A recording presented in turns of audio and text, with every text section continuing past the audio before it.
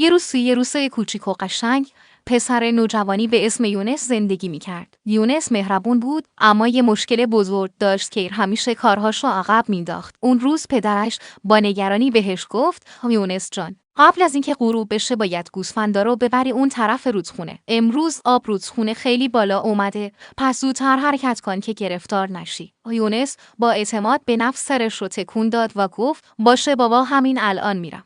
اما یونس مثل همیشه فکر کرد هنوز وقت زیادی داره. به جای اینکه سری راه بیفته، نشست توی خونه و سرگرم بازی شد. با خودش گفت: حالا عجله‌ای نیست که یکم دیگه بازی کنم، بعد میرم. زمان گذشت و یونس اصلا متوجه نشد که خورشید کم کم داره پایین میره. اون فقط خوشحال بود و فکر میکرد همه چیز تحت کنترله، غافل از اینکه همین چند دقیقه تأخیر میتونه یه دردسر بزرگ درست کنه. وقتی یونس بالاخره سرش رو بلند کرد، دید آسمون نارنجی شده و غروب نزدیکه. تازه یاد حرف پدرش افتاد. با ترس از جاش پرید و گفت: ای وای، دیر شد. سری گوسفندا رو جمع کرد و با عجله شروع کرد به دویدن سمت رودخونه. نفس میزد و توی دلش میگفت: کاش زودتر راه افتاده بودم که امیدوارم هنوز دیر نشده باشه. یونس وقتی به رودخونه رسید، ناگهان خشکش زد. آب رودخونه خروشان و وحشی شده بود. موج‌ها با قدرت به سنگ‌ها می‌کوبیدند و اون صدای آب همه جا رو پر کرده بود. یونس با ترس به جریان نگاه کرد و زیر لب گفت: ای وای کیر، آب خیلی بالا اومده کیر، حالا چیکار کنم؟ اون لحظه فهمید که اشتباه کرده و وقت رو از دست داده. اما گوسفندا پشت سرش بودن و نمی‌شد همینطور رهاشون کنه. یونس چند لحظه مردد ماند. اگر برمیگشت، گوسفندها توی تاریکی گم می‌شدن. اگر هم میمون، شب میرسید و خطر بیشتر میشد. نفس عمیقی کشید و با خودش گفت: دیگه آب از سر گذشت که چه یک وجب چه صد وجب.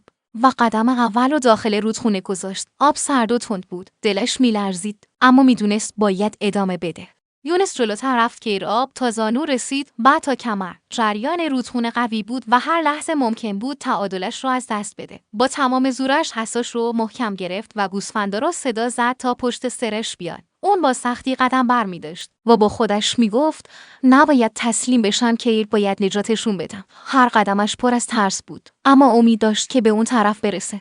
بالاخره بعد از کلی تلاش و سختی، یونس خودش و گوسفندا رو به اون طرف رودخونه رسوند. خیس خسته و نفسان روی زمین نشست. به آسمون نگاه کرد و گفت: این یه درس بزرگ بود که وقتی کار رو عقب بندازی، مشکل اونقدر بزرگ میشه که دیگه کم و زیادش فرقی نداره. اون شب یونس فهمید که بعضی وقتها فقط چند دقیقه تأخیر میتونه آدم رو گرفتار یه دردسر بزرگ کنه کیر. و از اون روز تصمیم گرفت همیشه کارهاشو به موقع انجام بده. قبل از اینکه آب از سر بگذره باید قدم اول رو برداری، چون بعضی فرصتها فقط یک بار میان و دیر شدن. همیشه هزینه داره.